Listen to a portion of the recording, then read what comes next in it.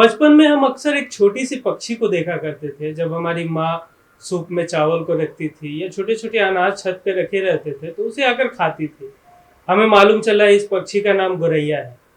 हमें ये भी बताया गया कि ये गोरैया जो है हमारी घर की एक मेंबर है, हमारे घर की सदस्य है। लेकिन क्या आज हम इस गोरैया को विलुप्त प्रजाति में रखें या अभी भी गोरैया है? नमस्कार, मैं चंद्र और आप देख रहे हैं द फुल वॉल्यूम। गोरैया पक्षी हमारे जीवन में एक अहम महत्व रखती है और इस गोरैया पक्षी को संरक्षण देने का काम कर रहे हैं हमारे पटना के ही संजय सर। और इनसे हम जानेंगे कि गोरैया का क्या महत्व है, इन्होंने संरक्षण देना कैसे शुरू किया। नमस्कार सर, स्वागत है हमारे चैनल पे। सर, ये सबसे पहले तो मुझे ये बताइए कि गोरैया का हमारे जीवन में क्या महत्व है?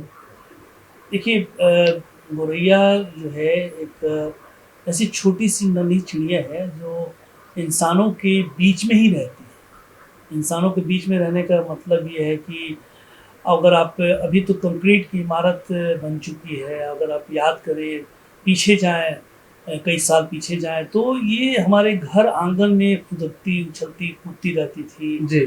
और बचपन में जैसे टोकरी में इसे हम लोग फंसाकर उस पर रंग डाल के फिर छोड़ देते थे, फिर वो दूसरे दिन आती थी और बताते रही वो मेरी वाली है। इस तरह से बचपन लोगों का गुजरा करता था। लेकिन इंसानों के बीच ये रहने वाली जो चिड़िया इसलिए हमारे बीच रहती है कि इसे एक कह सकते हैं कि हिंदू धर्म में इसे एक सगुनी माना जाता है, शुभ माना जाता है।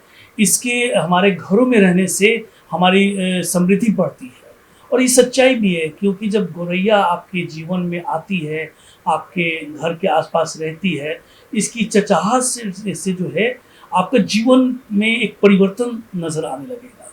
क्योंकि ये कभी भी आपको परेशान नहीं करते, जैसे कौवा परेशान करते हैं, बड़े पक्षी परेशान करते हैं, लेकिन ये गोरैया जो है इंसानों के बीच रहने वाली ऐसी पक्षी है जो कि आपके जीवन में सुखी और समृद्धि देती है। इसलिए इसे जो है घरेलू हाउस स्पैरो कहते हैं। मतलब हाउस स्पैरो इसका नाम दिया है, घरों में रहने वाली गोरैया। तो सर, आप गोरैया का संरक्षण जो शुरू किए, इसकी स्टोरी क्या है सर? कब से आपको लगा, कब आप इनको पालना शुरू किए, इनकी संरक्षण करना शुरू किए?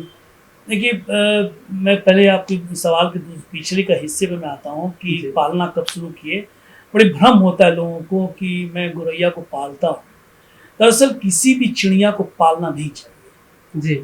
हर व्यक्ति को, जैसे आपको अगर आज़ादी चाहिए, आप आज़ाद रहना चाहते हैं, खुले में घूमना चाहते हैं, उसी तरह हमारे जो आसपास में प्रकृति में जो जीव जंतु हैं उन्हें भी ये आज़ादी है कि खुले में रहें, आसमान में रहें, खुले आसमान में उड़ें, घूमें फिरें। लेकिन लोग उसको पिंजरों में रखते हैं, उसको पालते हैं, लेकिन ये नहीं होना चाहिए। मैं भी गोरैया को पालता नहीं हूँ।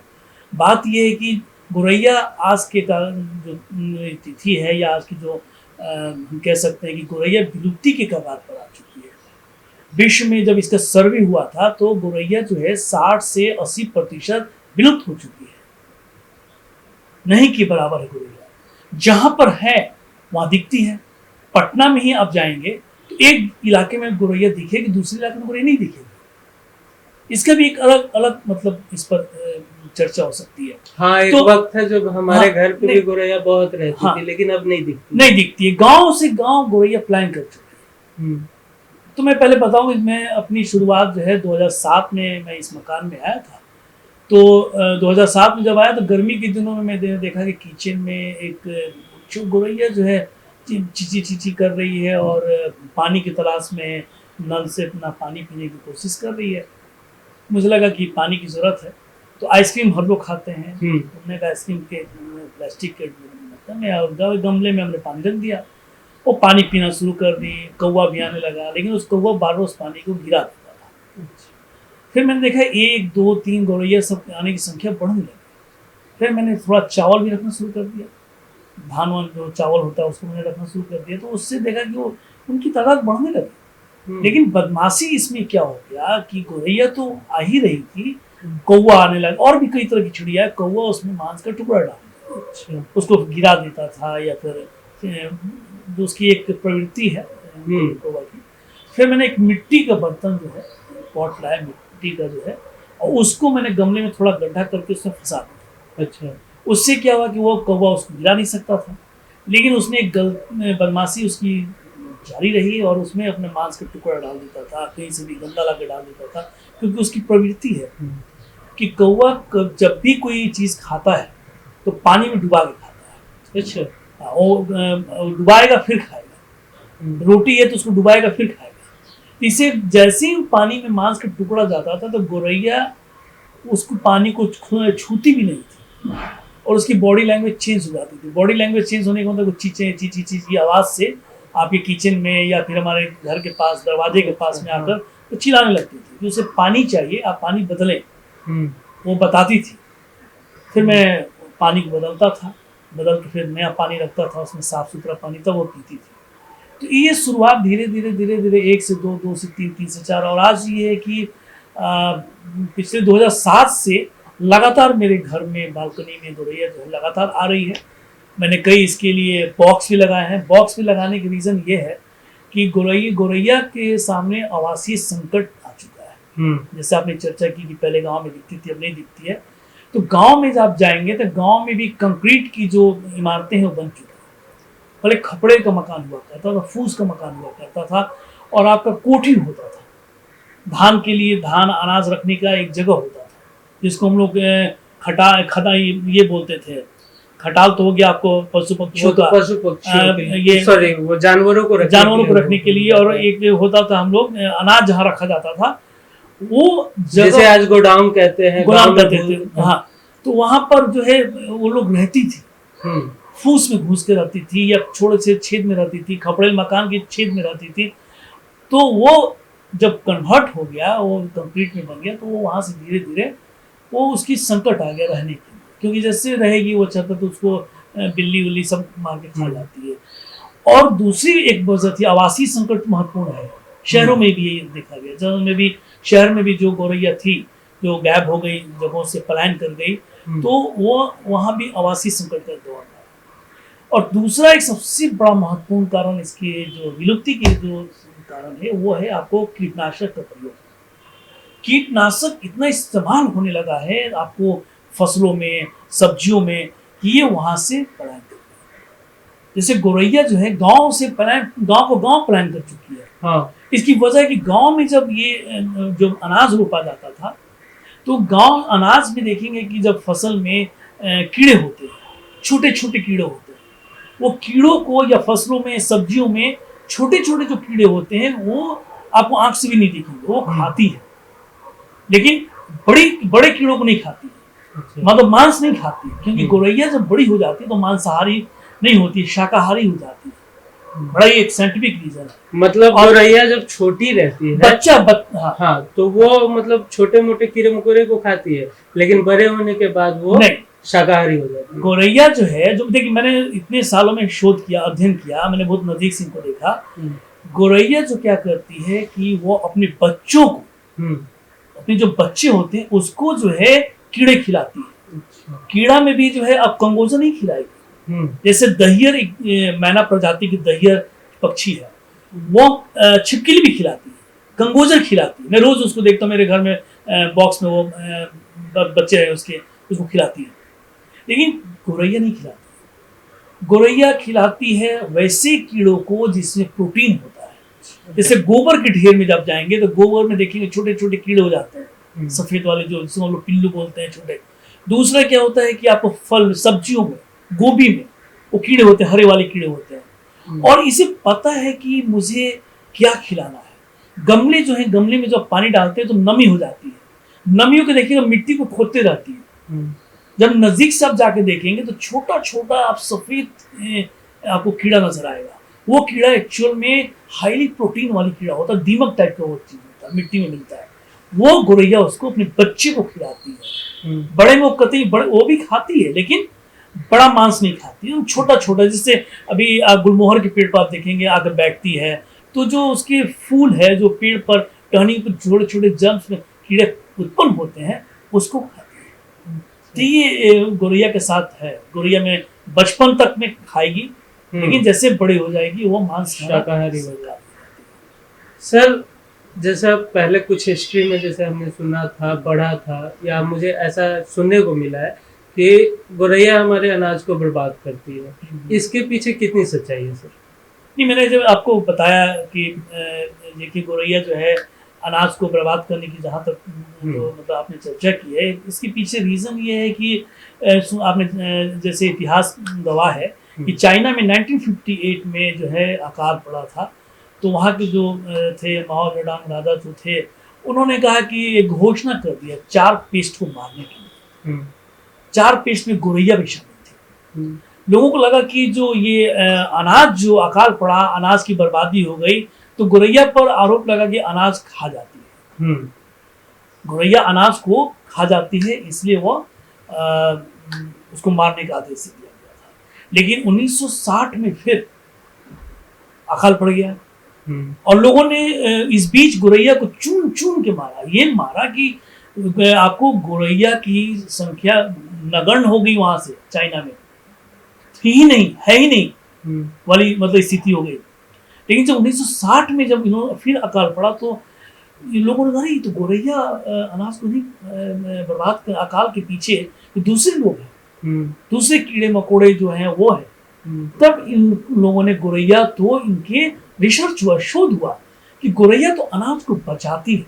आप देखेंगे कि जो अनाज होता है, फूल फल होता है, घर में जैसे आप पेड़ रोपते हैं, मैं खुद देखता हूँ, तो देखेंगे सफेद फफूंदी टाइप के कीड़े लग जाते हैं, छोटे छोटे कीड़े जो फसलों को नष्ट कर देते हैं। जिससे बचाव के लिए किसान जो है आपको केमिकल दवा छिड़कते हैं, कीटनाशक छिड़कते हैं, तो उन कीड़ों को गौरैया खाती है।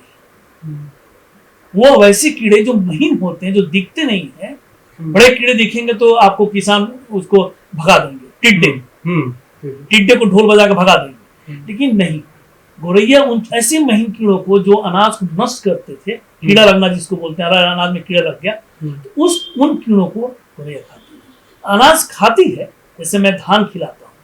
तो सर एक वयस्क गौरैया जो है उसका प्रतिदिन का खाने का लगभग क्या होगा अनाज का लिमिट? देखिए कई तरह के शोध हैं इसमें, कई तरह के शोध आ चुके हैं, आ रहे हैं।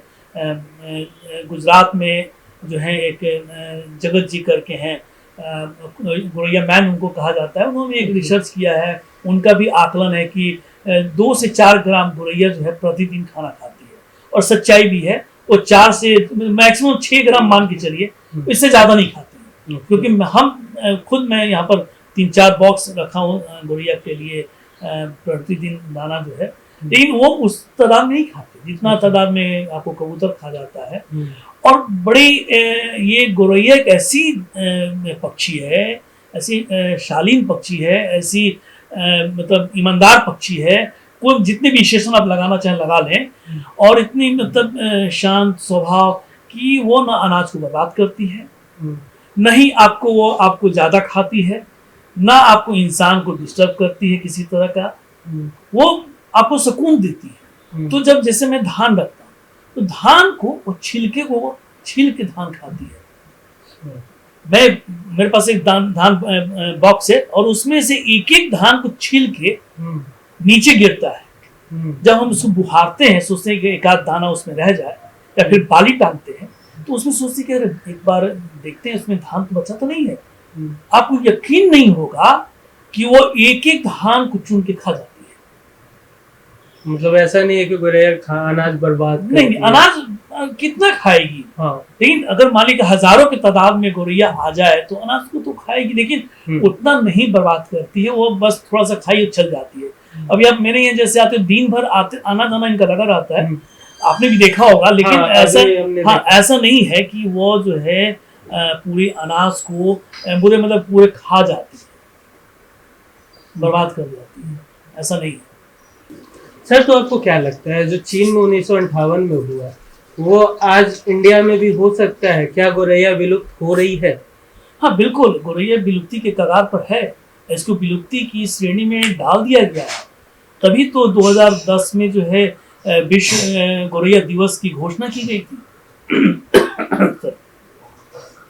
2010 में आपको विश्व गौरैया दिवस की घोषणा की गई थी। इसमें जो है, जो हम आपको स्पैरो मैन जिनको कहते हैं, या फिर हम लोग सलीम अली का नाम आपने सुना होगा, उनकी नेचर फॉर एवर सोसाइटी करके मुंबई में एक संस्था है, ये लोगों ने पहल की, फिर कई विश्व के कई संगठनों ने मिलकर इसको सर्वे किया और ये फिर 2010 में राष्ट्र जो है विश्व गोरैया में गोरैया को एक विलुप्त प्राणी के पक्षी की श्रेणी में लाया गया।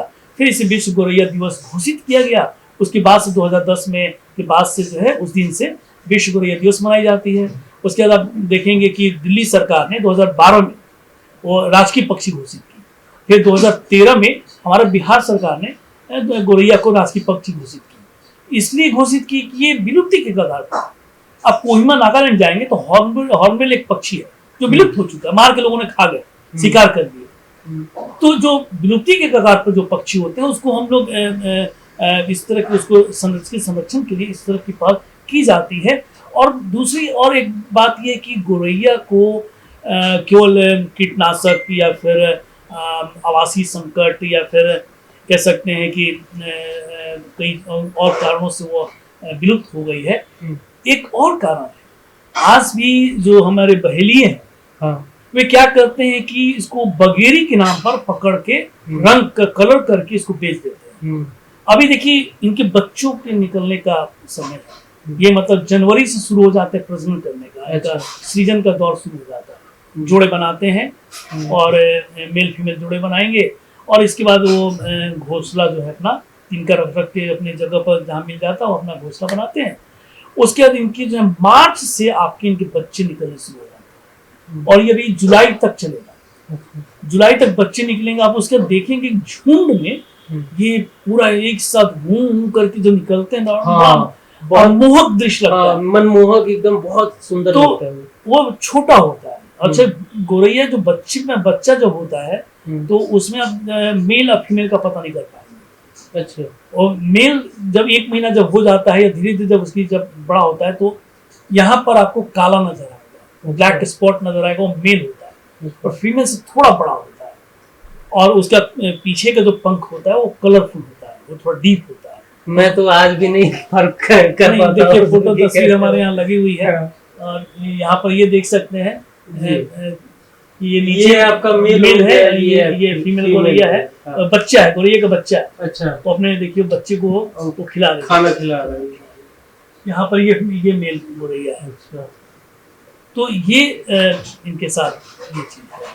और दूसरा आपने जो कहा कि मारने के लिए बहेलिए जो मार देते हैं, अभी भी चूंकि मुझे खुद मैं लिखता रहता हूँ, इसमें मेरा एक किताब भी आने वाली है। तो मैंने एक शिकारपुर में यहाँ पर पटना में एक जगह है, तो मैंने अपने एक भेज कर किसी से पता लगाया था, फिर गए भी, तो मैंने पूछा कि भाई गोरैया मिलेगी क्या, गोरैया का बच्चा मिलेगा क्या? तो उसने कहा कितने चाहिए? तो कहा कि हमने कहा 2 पीस मिल जाए तो अच्छा ठीक है, इतने दिन के बाद आई आपने गोरैया का बच्चा। इसका मतलब ये है कि वहाँ मैं फिर गया नहीं, मेरी हिम्मत नहीं थी कि मैं जाके गोरैया के बच्चे को खरीदूं। ठीक, इसका मतलब एक लोग पकड़ के ये करे, क्योंकि गोरैया को पकड़ना बहुत आसान है। मैं भी अगर चाहूँ तो रोज गोरैया को 2-4 गोरैया को पकड़ सकता हूँ, क्योंकि वो फैमिलियर होती है। फैमिली नहीं, हम जाल बिछा देंगे दाना के नीचे तो पकड़ा जाएगी। अच्छा सर, तो आपकी जो पुस्तक आ रही है वो कब आ रही है, किस नाम से आ रही है और कैसे मिल पाएगी? अभी देखिए मैंने उस पुस्तक का नाम रखा है अभी मैं जिंदा हूँ गोरैया, मतलब अभी मैं जिंदा हूँ गोरैया। और इसको लेकर मैंने एग्जीबिशन भी लगाया है। अच्छा। मैं कुछ फोटोग्राफ्स इसके जागरूकता को लेकर एक जागरूकता की कड़ी है कि कैसे हम गोरैया का संरक्षण करें, इसको लेकर मैंने ऐप भी बनाया है। तो अच्छा। पुस्तक भी वह कड़ी है, उसमें मैंने बताया है कि कैसे गोरैया का संरक्षण किया जाएगा। और संरक्षण का मतलब है कि कैसे उसे बचाना है, और दूसरी पहल है कि हम कैसे विलुप्ति से इसको बचाएं। इसकी सबसे बड़ा कारण क्या है? दाना, पानी और आपको आवासीय संकट से इसको उबारना। आज सबसे बड़ा संकट आ गया है दाना और पानी का। भोजन का अभाव हो गया है। भोजन का अभाव का ये हो गया है कि पशु पक्षियों को खाना नहीं मिलता। लॉकडाउन में देखे होंगे कई लोग कई पशु हिंसक हो, तो ऐसा खबर सुनने को मिला। नहीं, ये देखिए इसमें स्वाभाविक प्रक्रिया ये है कि अगर आपके पिताजी रोज एक टॉफी दे रहे हैं आपको और अचानक उन्होंने बंद कर दिया तो आप एग्रेसिव हो जाएंगे कि भाई आप रोज देते थे, एक दिन मांगेंगे, 2 दिन मांगेंगे, तीसरे दिन जब नहीं आप देंगे तो आप मार बैठेंगे। और यही हुआ। मतलब जो लॉकडाउन में देखा गया कि जो पशु जो जैसे कुत्ते थे गली के, उनको खाना वाना मिलना बंद हो गया, कूड़ेदान से खाना मिलना बंद हो गया, इधर उधर जो रोटी फेंक देते वो मिलना बंद हो गया। आप गुजर रहे हैं, आपको काट ले रहे हैं। बंदर क्यों काटता है? बंदरों ने कई जगह काटा, तेंदुआ, बाघ, कई जो है पशु जो है, मतलब हिंसक पशु जिसको मानते हैं, हिंसक नहीं बोलना चाहिए कि हिंसक पशु मानते हैं, श्रेणी में माना जाता है, नहीं शब्द का प्रयोग करना चाहिए क्योंकि उनको भी एक हम लोग मांसाहारी के रूप में कह सकते हैं। तो वो लोग भी जंगलों से बाहर निकलकर खाने की तलाश से, भोजन की तलाश में बाहर आ और हिंसक, और उन्होंने अटैक कर दिया लोगों पर, तो उसको हिंसक कह देते हैं। तो दाना पानी का भी अभाव, इसलिए मैं बार बार लोगों से अपील करता हूँ कि आप अपने घर के बालकनी में, छत पर, खुले में, जहाँ भी हो, आप पानी रखिए। दाना के तौर पर एक मुट्ठी अनाज आप रख दीजिए। और आवासीय में है कि गत्ती का बॉक्स अगर है तो आप अपने छज्जे पर या कहीं पर खुले में ऊंची जगह पर रखिए, जहाँ पर कौवा और आपको सांप और बिल्ली ना आए, क्योंकि सांप भी चिड़ियों के बच्चे को खा जाता है, अंडे को खा जाता है। और चूंकि गांव में खपड़े में होता था तो खपड़े घुस के, खपड़े को जैसे सेफ होता तो उसमें गोरैया बच्चे देते, अंडे देते, तो वो उसको खा जाता था, अंडे को खा जाता था, बच्चे को खा जाता है सांप, बिल्ली भी खा जाती है।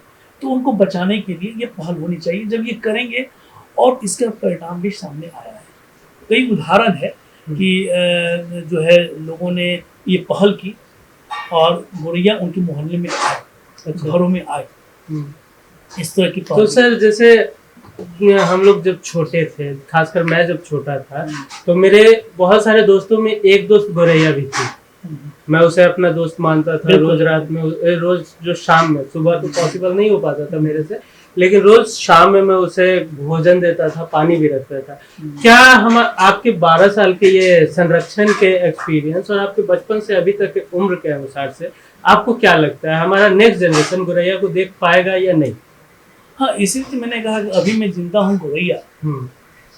तो आप नहीं, इस संरक्षण को जिस तरीके से चलाया जा रहा है, हमारी अगली जनरेशन गोरैया को देख पाएगी? यही तो मैं कह रहा हूँ, अभी गोरैया कहती है अभी मैं जिंदा हूँ, हमें बचा लो, हमें बचा लो। अगर नहीं बचाओगे तो आहे भरते रह जाओगे। और आप इंटरनेट पर तस्वीरों को देखिए। आज मैं अपने फेसबुक पोस्ट पर गोरैया की तस्वीर डालता हूँ, और गुड मॉर्निंग में, गुड इवनिंग में नहीं करता, गोरैया की तस्वीर डालता हूँ और हैशटैग लगाता हूँ सेव स्पैरो और प्रणाम करता हूँ। अच्छा, ताकि आप देखें और इसका प्रभाव पड़ा। आपने कहा नई जनरेशन जुड़ेंगे तो जुड़ेंगे और जुड़ेंगे, बल्कि जुड़ चुके हैं लोग, इसके पहल में आ चुके हैं। लेकिन एक बहुत दुखद पहलू ये है कि जब विश्व गोरैया दिवस आता है, सरकार हो या स्कूल के कॉलेज हो या संगठन हो, वो बस उस दिन पेंटिंग कंपटीशन कराएंगे, डिबेट कंपटीशन कराएंगे और कई तरह के आयोजन कराएंगे, बस उसके बाद भूल जाते हैं। जमीनी स्तर पर लंबे समय तक, जमीनी स्तर पर नहीं, लगातार ये एक अभियान है। गोरैया संरक्षण एक अभियान है। और पहले मैं शौक के तौर पर करता था, लेकिन अब मैंने इसको जीवन के हिस्से के तौर पर पाला। जितना भी मुझे समय मिलता है मैं इसको समर्पित रहता हूँ। मेरा दाना बॉक्स में कभी भी दाना खाली नहीं होता। अच्छा। हाँ, कम होगा, कम होने के पीछे रीजन ये होता है कि कबूतर भर देने से उसको गिरा देता है, बर्बाद होता है। लेकिन अगर हमेशा भोजन रखेंगे, तो मैंने उसमें आप पहले भी बताया था कि जब भोजन ही एक ऐसा चीज है जिसके लिए इंसान पलायन करता है। आपने लॉकडाउन में देखा होगा कि बिहार से हजारों नहीं, 1200, 1300, 1400 किलोमीटर लोग पैदल चले गए थे किसी तरह, और पैदल अपने घर पर चले आए, क्योंकि दाना पानी का संकट उनके ऊपर आया। वो आए घर, कुछ तो दाना पानी मिलेगा। तो चिड़ियों के साथ भी वैसे ही है। अगर आप चिड़ियों को दाना पानी नहीं मिलेगा, या तो मर जाएगी या पलायन कर जाएगी। गोरैया पलायन भी करती है। मैंने इसको अंडमान में देखा है। अंडमान जो है समुद्र के उस पार में जाकर मैंने गोरैया को देखा, झुंड में देखा है, और गोरैया पलायन करती है। और एक बड़ी इंटरेस्टिंग चीज आपको बता रहे हैं कि मेरे घर पर पिछले जितने साल से मैं देख रहा हूँ, सैकड़ों की तादाद में इस एरिया में गोरैया है। हर साल इसके बच्चे होते हैं। कायदे से अगर देखा जाए तो इनकी तादाद जो है हजारों में हो जानी चाहिए, करोड़ों में हो जानी चाहिए, लेकिन नहीं। इसकी ये क्या है, इतनी सेंसिटिव होती है। ये वैज्ञानिक है, इसलिए वैज्ञानिक है कि ये सोच समझ के अंडे देती है। हम्म। उनको कितने बच्चे को पैदा करना है, ठीक है। Just like a human being. हाँ, और वो इसलिए देती है कि जो एरिया में रहती है, जिस एरिया में वो रहती है, उस एरिया में उसके बच्चे को भोजन, पानी और रहने का संकट ना हो। और जैसे ही वो बच्चा बाहर निकलता है, उसके साथ कुछ दिन वो रहती है, उसको चलना फिरना, मतलब हम आदमी की भाषा में बात कर रहे हैं, मतलब उसे उड़ना सिखाती है, बचना सिखाती है, खाना सिखाती है। खाते खाते भी जो फिर वो चिड़िया ऐसे पंख फैला के खाना मांगता है, चीची चीची करके मांगता है, और वो उसको देती है। लेकिन जब वो खाना खाने लग के लायक हो जाता है, उसको चोट से मारती है, फिर भगा देती है, तो अपने से खाओ। और ये जो चिड़ियों में ऐसे करके जो करती है, जब सीजन का दौर आता है, जब ये प्रजनन करते हैं, जो सेक्स करते हैं, तो उसमें भी ऐसे करके वो मेल जो है चीची चीची करके आवाज़ निकलता है सुरीली आवाज़ में, और उसको आकर्षित, फिर उसके बाद मेल फीमेल का मिलन होता है। उसके बाद वो अपना उनका जो है वो तो एक अद्भुत तस्वीर मतलब समाप्त होता है। मतलब मैं सौभाग्यशाली हूँ, मैं हमेशा देखा है, कई सालों से देखता आ रहा हूँ। तो ये बच्चों के साथ, और फिर वो धीरे धीरे पलायन कर जाती है। मैंने इतने साल में एक भी गौरैया को जमीन पर मरा हुआ नहीं देखा। अच्छा। बूढ़ा हो जाता है, मैंने कहा ये 3 से 6 साल इनका लाइफ है जीने का। अच्छा। अलग अलग आकलन है लोगों का, कहीं पे ये ज़्यादा जीती है, कहीं पे कम जीती है। ये इनको मरा हुआ मैंने नहीं देखा। अच्छा। अभी लोग पूछते हैं कि कोरोना से तो नहीं मरा, हमने कहा किसी को मैंने आज तक नहीं देखा। कौवा को आप देख सकते हैं कि फ्लू से मरता हुआ नजर आ जाएगा नहाता। तो गौरैया में ये चीज़ है कि ये एक तरह से वैज्ञानिक, चिड़ियों में है, क्योंकि हमारे तो डॉक्टर होते हैं, उनके पास कौन सा डॉक्टर है। तो इसलिए ये भोजन, दाना, पानी, प्रकृति, सारे चीज़ों को, और यही सबसे बड़ा फैक्टर है कि अगर उनके पास दाना, पानी, आवासीय संकट हुआ तो पलायन कर जाएंगे या फिर वो खत्म हो जाएगा।